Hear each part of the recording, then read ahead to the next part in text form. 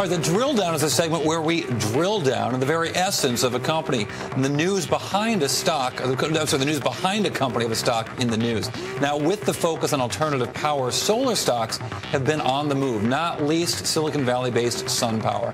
Now, SunPower makes solar panels, and the stock, well, down 27% in the last year, is up 10% since Friday. Now, the hope for bulls is that there will be an increasing demand for solar as the nation recoils in the fear of nuclear power. But the thing that's driven SunPower stock in the last year has been the vicissitudes of the solar business in Italy. And as the Italian market picked up, there was hope for this stock.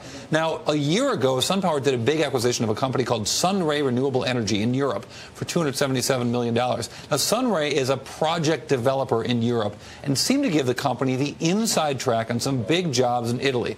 Now, SunRay did have one benefit to SunPower, regardless of what happened in Italy. It made it look like SunPower's debt went down. So when you look at SunPower, you got to look at SunPower's debt. Now, if you look at a chart of it, it exploded from $700 million to well over $1.3 billion, but suddenly it looked like it dropped. Well, how? Through GAAP accounting, the rules require that SunPower move a big chunk of its debt to the European joint venture. In reality, SunPower still shares that obligation, meaning its financial position might not quite be as strong as a cursory look would suggest. Emily? Thanks, Cory. Now let's talk more about what the nuclear crisis in Japan means to the future of alternative energy, specifically solar power, with SunPower CEO Tom Werner, whose company makes solar panels. He joins us right now from our D.C. bureau. Tom, thanks so much for joining us. Thank you for having me. So first, I want to ask you, what do you think what's going on in Japan right now is going to affect the solar power industry in the short term and the long term?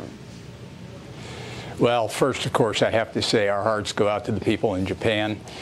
You know, I'm not sure that there is a short-term impact. It clearly makes energy more relevant. If you look at the capacity of the facility in Japan, it's a 4.5 gigawatt facility. Solar did 20 gigawatts last year, so it gives you some perspective of relative sizing. I think that tells you solar is going mainstream. And if you look at Japan specifically, they've been an early mover. They're the largest market in Asia for solar. You know, in the long run, we'll see. But fundamentally, solar can be a great option, I think, and is clearly a great alternative. So SunPower stock is up right now, but it has been on a bit of a roller coaster. There are dozens of other companies that do what you do for cheaper. So what's so special about SunPower? Well, there's dozens of other companies, but there's no other company that does what we do, which is twofold.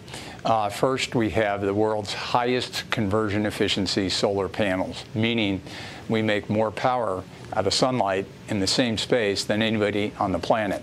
Secondly, we're vertically integrated towards the customer. And what that means is we are the channel that delivers the solution for residential, commercial, and utility scale. And what that does for us is it gives us control of our own destiny. And so as we see market disruptions like in Italy, we're prepared to move our product rapidly to other markets, including the rapidly expanding American market, where we have a #1 market share. Tom, you mentioned Italy. Let me jump right into that. You know, when you guys did the acquisition of SunRay, trying to remember the name there, SunRay. When you guys did that acquisition, you talked about how important it was for getting that Italian business, how, you know, there are a lot of, I think, over $100 million of it went into goodwill because it was all about doing an acquisition that was going to get near-term business in Italy. I think the quote from the conference call was something like more than 90% of this pipeline is, I'm looking at my screen here, 90% of the pipeline is near-term in nature and focused in active feed and tariff markets, especially Italy, France, and Israel. Well, now the Italian market, I guess you guys told Morgan Stanley last week that the Italian market has put those projects on hold. Are you going to have to write off that investment? So as we look at the SunRay acquisition, when we acquired it, you're right, it was near-term business was Italian-based. Had a great presence, though, in many other markets, including Israel, South Africa, Greece, France, England. And we had always thought of Italy as being a couple of years where we would deliver the pipeline of business they had. Admittedly, the Italian market changed sooner than we had originally planned. But we don't know the outcome of that. We'll know at the end of April what the new feed-in tariff, and we believe the feed-in tariff will come out that it will still be economical to complete those projects. At the same time, we've got a really great team in the SunRay development team that's created all kinds of market opportunities, and importantly, in huge market opportunities like India. So we're bullish on SunRay. We're bullish on our investment there in the long run.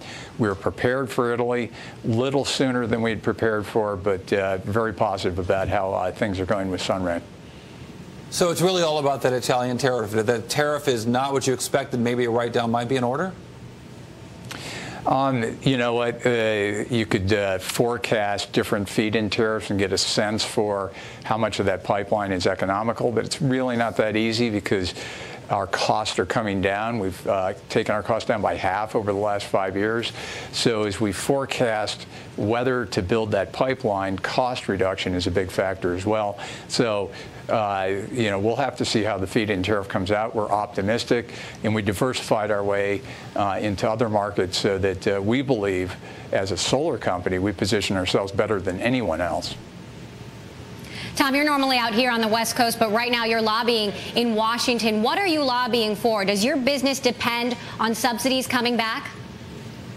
Well, I'm here for two purposes in two roles. One is the CEO of SunPower, and one is the chairman of the Silicon Valley Leadership Group, which is a business advocacy group for Silicon Valley to maintain our position as the innovation capital of the world.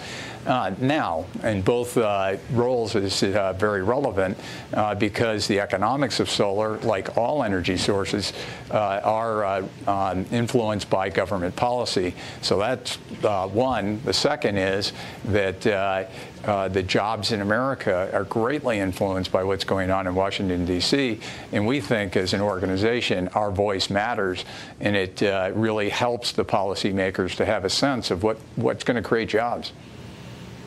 So does your business depend on subsidies coming back?